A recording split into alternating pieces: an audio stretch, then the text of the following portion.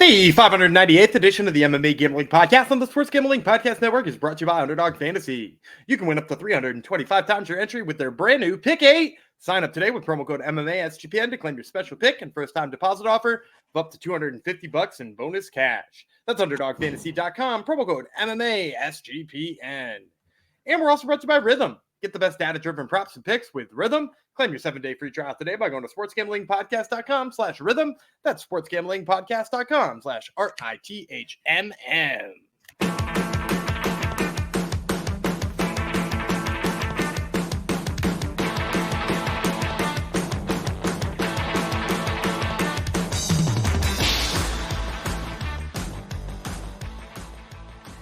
Howdy ho, Generinos. Welcome to episode 598 of the MMA Gambling Podcast on the Sports Gambling Podcast Network. Going to dedicate this one to all the maniacs in the Discord who are backing Anthony Smith this weekend.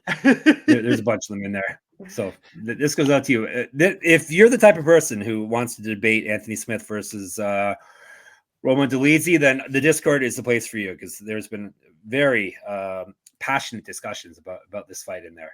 Respectful but passionate discussions about this fight in there. So check out the Discord. I'm in there. I'm currently listed as Wiki Capper. I am Jeff Chalks Fox. My co-host was bad-mouthing Wikipedia in between episodes here. So for you Wikipedia stands out there, this man is your enemy. It's the one and only Daniel Gumby Vreeland. Hello. Are there Wikipedia stands? Probably. There's stands for everything. I mean, I guess so. Yeah, it's just not, I don't know. If that's not the best source of information for MMA fights. No. Well, it's all right. Tapology is better, but Tapology has a lot of pop-ups, Gumby, which is annoying. They did get kind of wild with the pop-ups. And I know like websites out there got to make money, but like, oof, exactly. They got a little aggressive with it as of late. They must they did. Yeah, they must have decided to change something. But hopefully they're making money, because they're a great resource for me. Yeah, it's true. He has been accused of being a Tapology capper. So never watched. He just proved it. He just proved it right there. He gave it away. I've actually never seen a regional fight. Not one. No, it's true. No, he's just lucked out all this time. Just like I've lucked out with my UFC picks all these years. Because obviously we don't know what we're talking about. Today we don't know what we're talking about UFC 303. So it is a pretty good pay-per-view card, especially considering the top of it was put together last minute when Conor McGregor broke his toe. So, like I said, pretty solid fight card. Yesterday we did all the prelims. It was a team ride except for one fight, which Gumby has been excused for. Hey, maybe it'll even win. Who's to say? So make sure you get that in your ears. But today is all about the top 5 fights, and our locks or dogs, our props, our parlays. All right, UFC 303, of course, talk about Pereira versus Prochazka 2 is going down in Las Vegas this Saturday. This portion is the pay-per-view portion. If you're not in one of the countries lucky enough to get it for free, it is pay-per-view 10 p.m. Eastern time from the T-Mobile Arena in Las Vegas, Nevada. And as I said, top 5 fights are what today's episode is all about. But before we do that, got to make sure you check out our bosses on the Sports Gambling Podcast main podcast. They've already started their top 10 fantasy football preview series, and the quarterbacks and tight end episodes are already live. It is never too early for National Football League, ladies and gentlemen. So check that out. YouTube podcast catcher of choice, both those places. All right. We've talked about enough. We like this pay-per-view, right? This portion of it. I went down the rabbit hole when I was first looking at odds, and I was like, I don't know that I've ever seen a main card that has had as tight of odds in every single fight. Like every fight for the most part was like -140 plus 120 at a point, which is pretty wild. Yep. Pretty solid card. We don't have any crazy minus 1587 odds or whatever it was yesterday that we had for the Portal Master. All right, let's kick things off with a fun fight. It is a welterweight fight. Ian Machado Garry from Ireland. Michael Page from the United Kingdom. He's listed as. This is 3 5-minute rounds at 170 pounds. We'll tell you about Michael Venom Page, aka MVP, first. He's 22-2, 13 knockouts, 3 submissions. He's been knocked out once. 1-0 in the UFC. He's won 2 straight and 8 of 9. He's not lost since May of 2022. He went 17-2 in Bellator. He's fight at middleweight, 2012 pro MMA debut. He's a multi-time world champion in kickboxing. He's 2-0 as a pro boxer, 0-1 in bare knuckle fighting. 5 inches of reach over Garry. Better striking stats. He outstruck Kevin Holland, his lone UFC opponent, by 1.54 strikes per minute. He's at plus 122. Actually, I think they had some stats for Page non-UFC stats too for some reason on UFCstats.com. So he may have outstruck other opponents by that much as well. The future is Ian Garry. He's 14-0, 7 knockouts, 1 submission. He's 7-0 in the UFC. He was the Cage Warriors champion. He's 10 years younger than Page, twice more active landing strikes, better grappling stats. He's outstruck his UFC points by 2.78 strikes per minute, minus 137. Give me the Irishman. Give me Ian Machado Garry. He's proven that he has what it takes. I think the most important thing here is he's proven he knows how to stay safe in fights and how to use range and distance and all that type of stuff.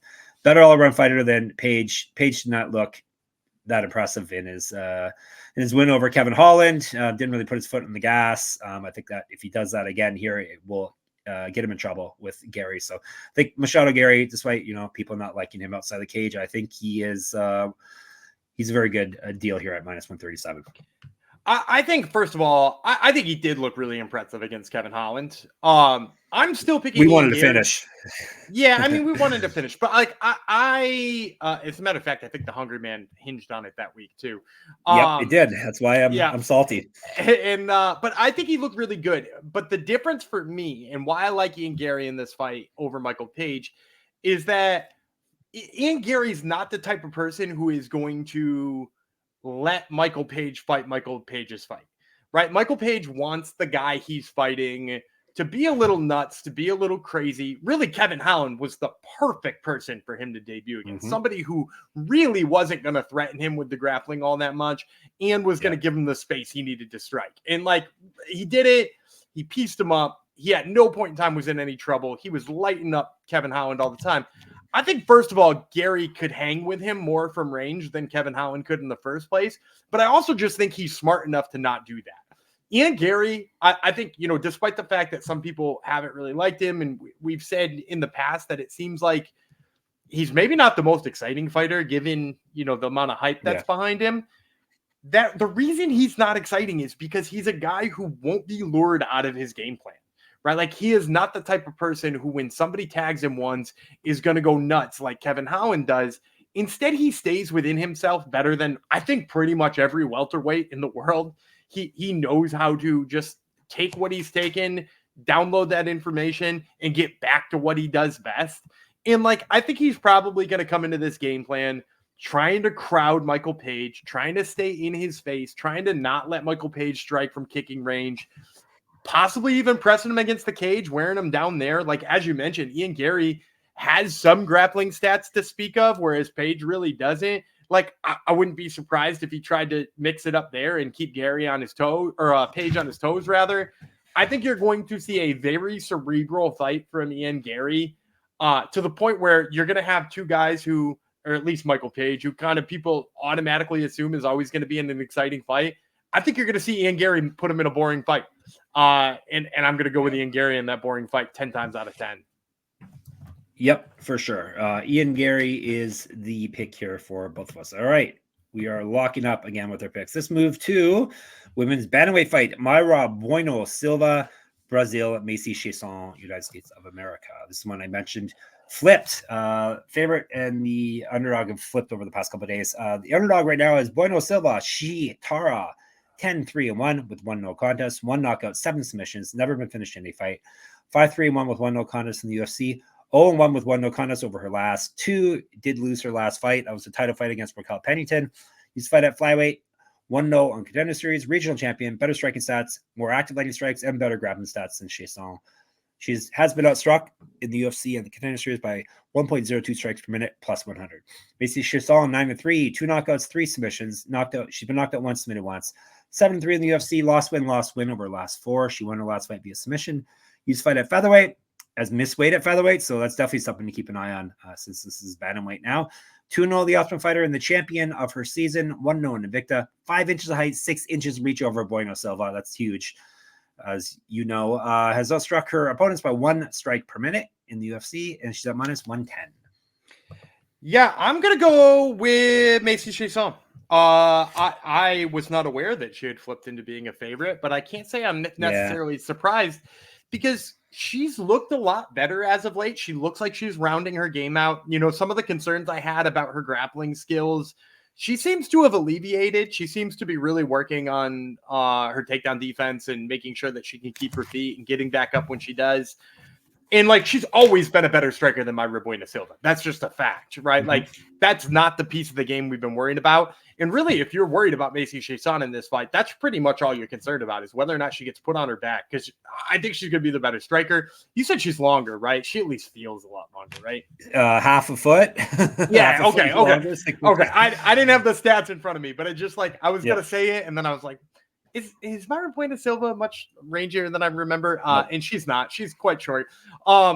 So like, yeah. I mean, like, the only path to victory here is like Mayra Bueno Silva grinding this out, and I like Macy Chiasson more in her abilities to stop that. You also obviously have to really be concerned about the gas tank of Mayra Bueno Silva. It looked awful against Raquel Pennington, and I think Macy Chiasson has the skill set enough to sort of mimic what Raquel Pennington did. Maybe not exactly like Raquel Pennington did, but like enough of it, right? And maybe even be a touch better boxing. So yeah, give me Macy Chiasson here. Yeah, I like the Macy Chiasson as well, obviously. Not obviously. I do. Yeah, most of the reasons that Gumby said. Bueno Silva did not look good in her last fight. Tepid in her last fight, and as Gumby said, got to be concerned about her gas tank here. Not that Chiasson is the exact same fighter or as gritty as Raquel Pennington, but way bigger, better striker, and as you said, I keep saying as Gumby said, but as Gumby said, she's being better at her grappling, and her coach will be screaming at her from the corner if she fights poorly. So we know that for sure. So shout out to Safe Side. That dude rules.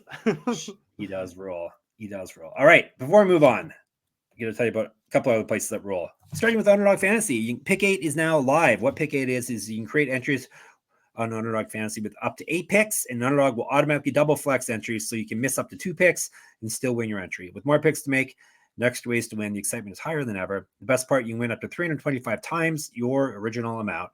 You can now use specials and boosts on all flex entries. Do you have a pick? Maybe a UFC pick? Yeah, let's say I like the higher than let's go Macy Chiasson significant strikes, because let's face it, Macy Chiasson, she wins this fight, and we both just suggested that she's probably going to.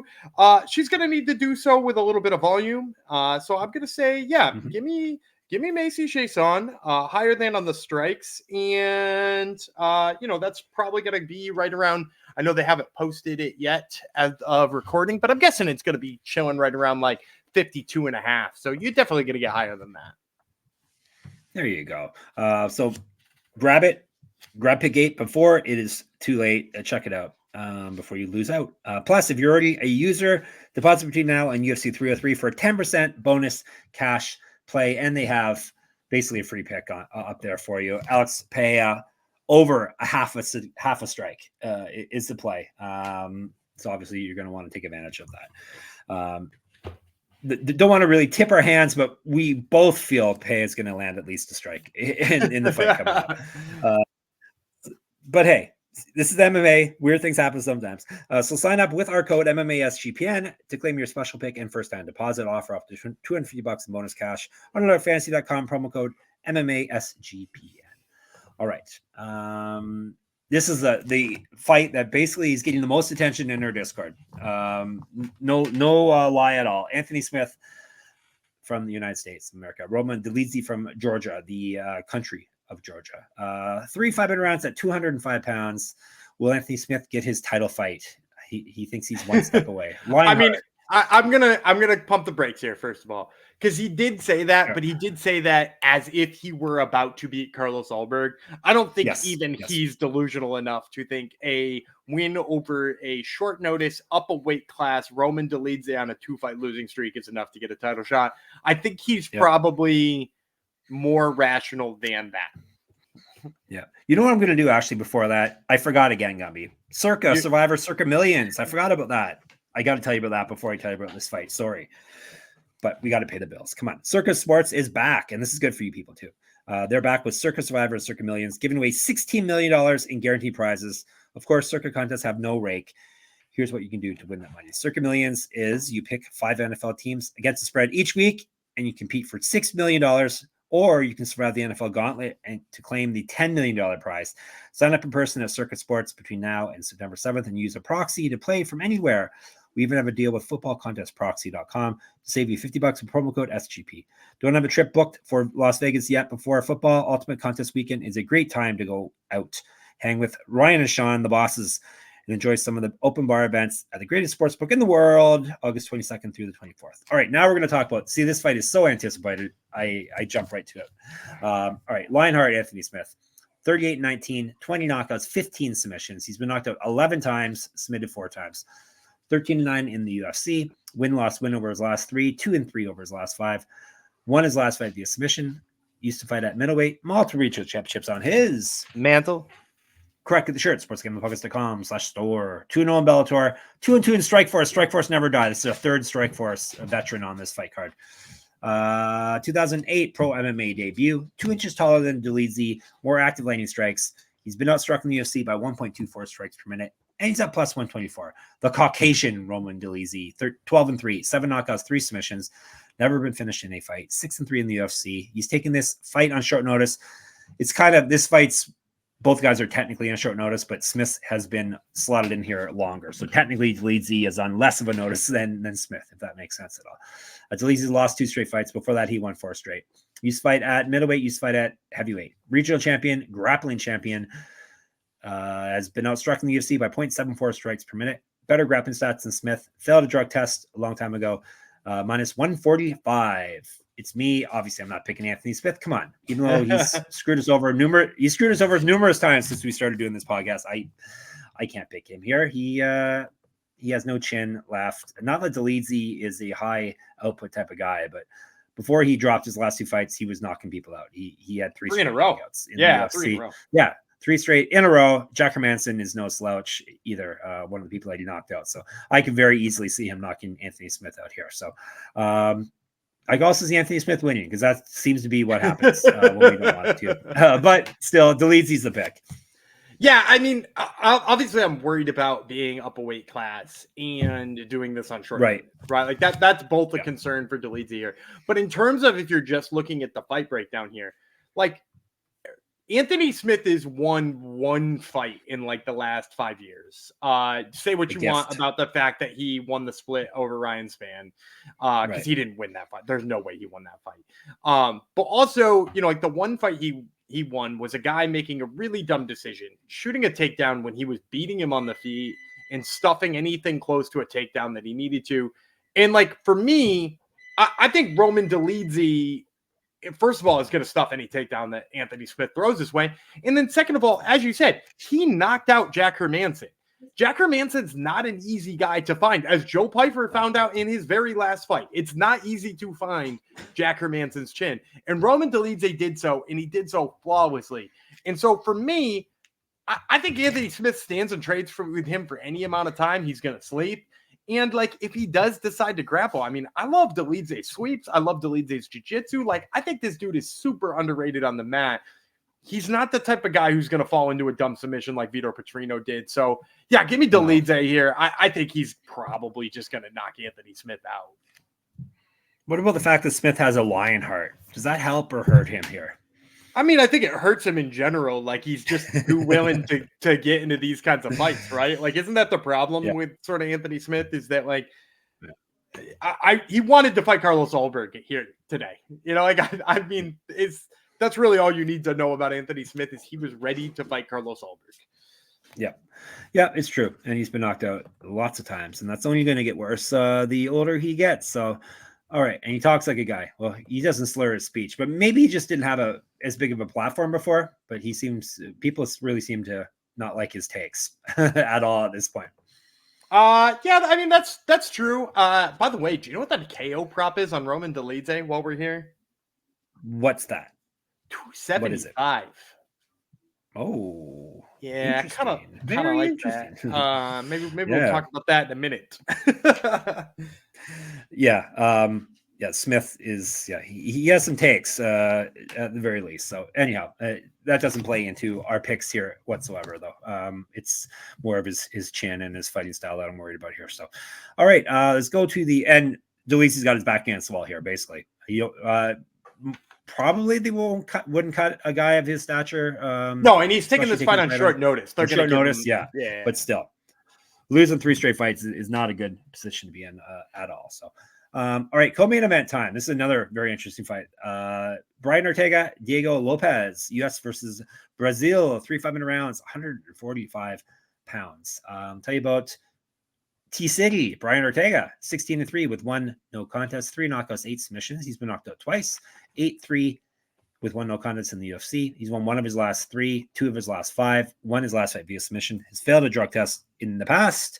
Multiple regional championships on his mantle. Correct. Get the shirt. sportsgamblingpodcast.com/store. Get sticky. 2010 pro MMA debut. More active landing strikes and better grappling stats than Lopez. He has been outstruck though in the UFC by 2.47 strikes per minute plus 123. Lopez 24-6, 10 knockouts, 12 submissions. He's been knocked out twice. 3-1 in the UFC. He's won 3 straight, all via finish. He also has multiple regional championships on his mantle. Correct. Get the shirt. sportsgamblingpodcast.com/store. 0-1 in Contender Series, 2012 pro MMA debut. 3 inches height, 3 inches reach over Ortega. 3 years younger. Triple threes. Has been outstruck in the UFC in the Contender Series by 1.51 strikes per minute. He's at minus 142. Gumby. I like the dog here. I'm going Brian Ortega. People have been writing off Brian Ortega for some time now, and like we're literally 3 fights removed from him damn near submitting Alexander Volkanovski and being the champion, right? Like we were a whisper away from him being champion here. We're only 2 fights later after that fight. And we're talking about him like not being able to handle this like upstart. Not that Lopez doesn't have hands, but I think of him as like an upstart grappler, right? And sure, Lopez's wins have looked really good. You know, the knockout, obviously, of Sadiq Youssef ranks really highly in my opinion. But, like, largely his best attribute is the grappling, and he looked like he got out-grappled by Movsar Evloev. I know maybe people are writing that off because Evloev was fighting him on short notice, and Lopez, didn't have a full training camp. Maybe he wins that with a full training camp. But I still think we're selling short on just how good Brian Ortega is when it comes to grappling. Like, who has been close to submitting Alexander Volkanovski in his career? Because the answer is just one person. It's just Brian Ortega. Islam Makhachev had his back, and Alexander Volkanovski basically laughed at him for most of his attempts, right? And that is maybe the pound-for-pound best fighter in the world, who's very good at grappling, and still didn't get as close to submitting Alexander Volkanovski as T-City did. Ortega's grappling for me is just at another level. I think he can hold his own on the feet. I think we wind up at least scrambling a couple of times in this fight. I think Ortega gets the better of those positions. This to me feels a lot like the fight we were just talking about with Ortega last time, with like him versus Yair Rodriguez. Everybody was like, Rodriguez is going to absolutely piece him up on the feet and will hold his own on the mat. And I was like, I don't think he will hold his own on the mat. And I think Ortega's better on the feet than people give him credit for. I feel like I'm saying the same thing here. And I don't know that Diego Lopez is even as good as Yair Rodriguez. So yeah, give me the dog money here on Ortega. Yeah, you have a thing for Brian Ortega for some reason. Give me Lopez. Far more explosive on the feet. That's got to be a concern for Ortega.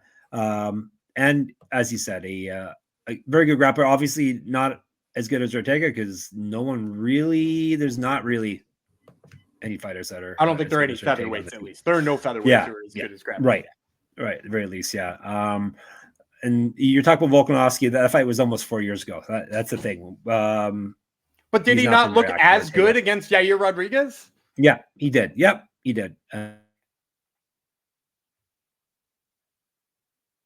Us here picking Lopez because I had Ortega written off. I'm definitely not writing him off here, but I'll take a younger fighter who has just been mowing through people and get a pretty good line on it. But this is a close line for a reason, because it's it's very good matched up fight. As Gumby said, we have a lot of close lines on this card, which hopefully will bring us some exciting fights.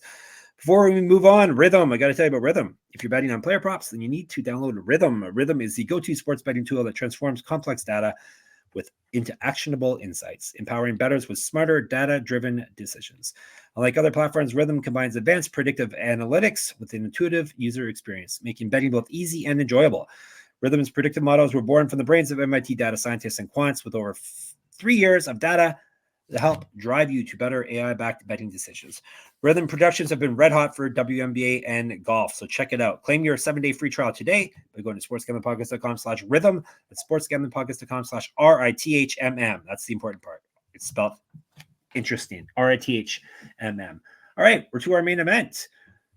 It is a five-minute rounds if needed. 205 pounds for the UFC light heavyweight championship. The champion, Alex Pereira, making title defense number 2 against challenger Jiri Prochazka. Brazil versus where's his cave in? The Czech Republic is where the cave is that Jiri spends most of his time in, I think.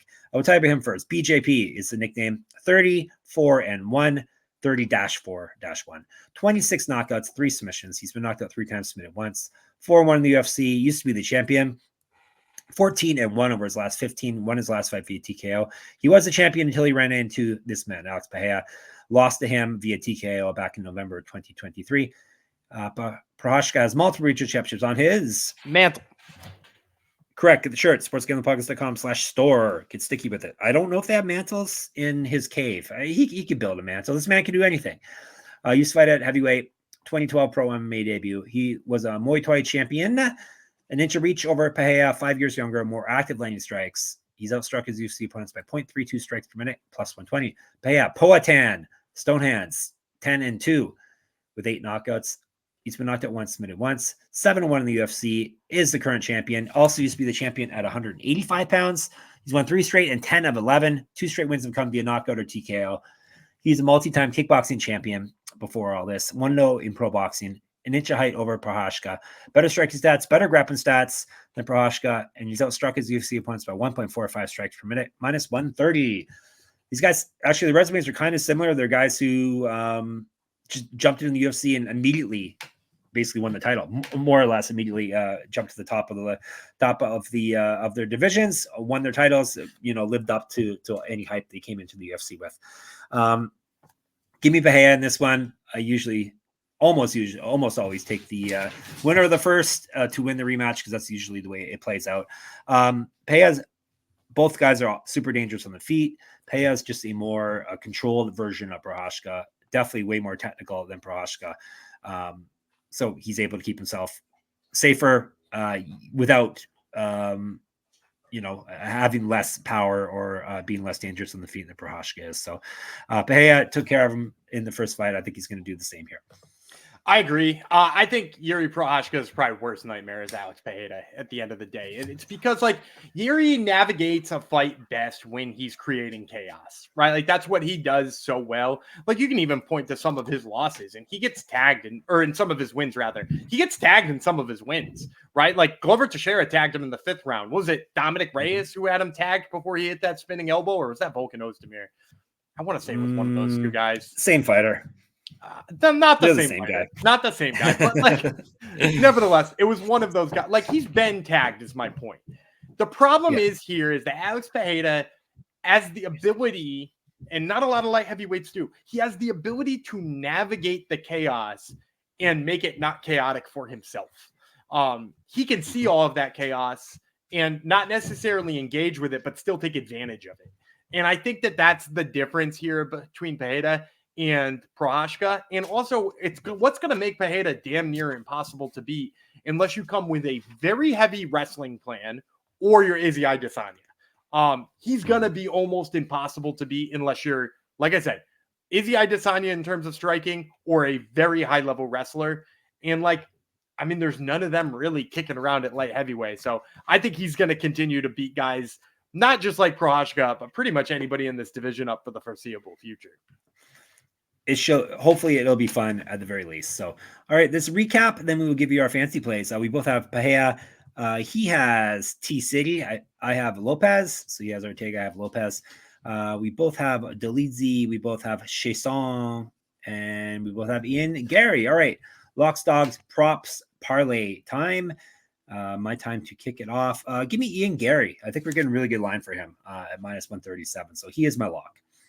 I'm going to go Pereira. I think that line being as small as it is crazy, being how the first fight looked and how he's looked as of late. Give me Alex Pereira as my lock. Okay, I ended up not with too many dogs to choose from here because some lines switched and whatnot. Give me, let's take a little one. Give me, yeah, all right. Give me Silva, Lord Assassin at +105. Gion Silva. You can hear more about him on yesterday's podcast. I'm going to take Cub Swanson. I think he looked sensational in his last fight. Seeing the number where it's at, like, it's hard for me to back away from Cub Swanson as an underdog. So, yeah, give me him as my dog of the week.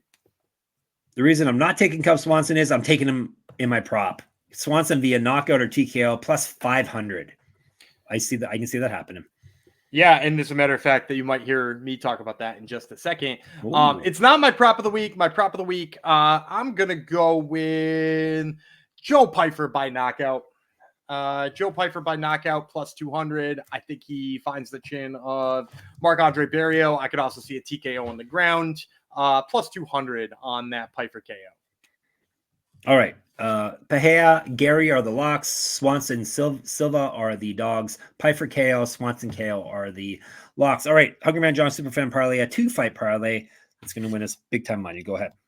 So I'm going to steal your Cub Swanson KO +500. I think that's a good start if we're going to have to get to at least 10-1. I'm going to pair that with something I mentioned earlier on in the show. I'm going to pair that with Roman Dolidze by knockout himself. That one's listed at 275.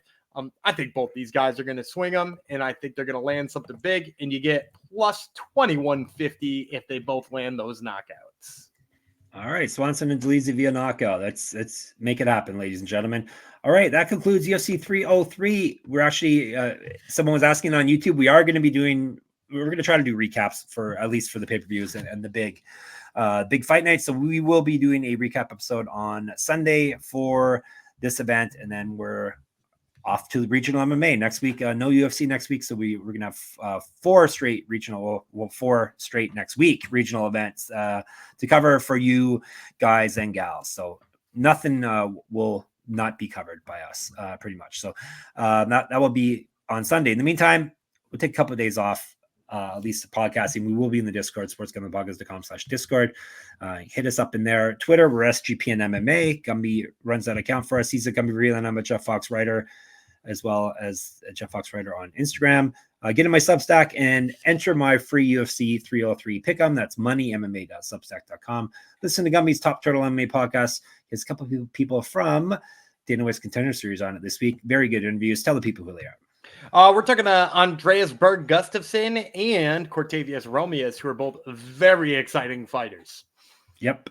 Make sure you check in exciting interviews too. So check that out. And of course, sportsgamblingpodcast.com is the place to go. Sportsgamblingpodcast.com/store, sportsgamblingpodcast.com/Patreon. And on YouTube, make sure you subscribe if you could, and get a friend to subscribe to MMA Gambling Podcast. All right. Bid the people farewell. All right, I'm Dana Gumby Freeland. He's Jeff Machado Fox, and we will see you on Sunday.